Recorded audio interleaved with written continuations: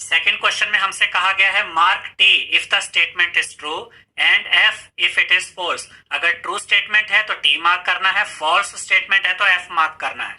First statement देखते हैं, digestion of starch starts in the stomach. क्या स्टार्च की डाइजेशन स्टमक में शुरू होती है? ये एक रॉन्ग स्टेटमेंट है स्टूडेंट्स, ये गलत है, क्योंकि जो स्टार्च होता है हमारे मुंह में जो सलाइवा होता है वो खाने में जो स्टार्च मौजूद होता है उसको शुगर में कन्वर्ट करना शुरू कर देता है हमारे मुंह में ही। इसका मतलब स्टार्च की जो डाइजेशन है वो तो मुंह में ही शुरू हो जाती है। तो ये स्टेटमेंट गलत है कि स्टार्च की डाइजेशन स्टमक में शुरू होती है। क्योंकि ये स्टेटमेंट गलत है तो हम लिखेंगे false.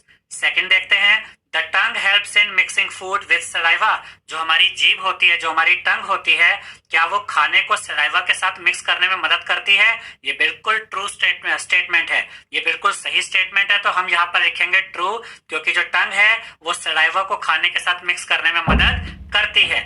Next, the gall bladder temporary stores bile. जो लीवर में बाइल जूस बनता है स्टूडेंट्स, क्या वो कुछ समय के लिए गॉल ब्लैडर में सेव होता है, स्टोर होता है? ये बिल्कुल सही स्टेटमेंट है। जब बाइल जूस बनता है लीवर में तो कुछ समय के लिए वो गॉल ब्लैडर में भी स्टोर होता है। तो ये ट्रू स्टेटमेंट है, तो यहाँ लिखेंगे ट्रू।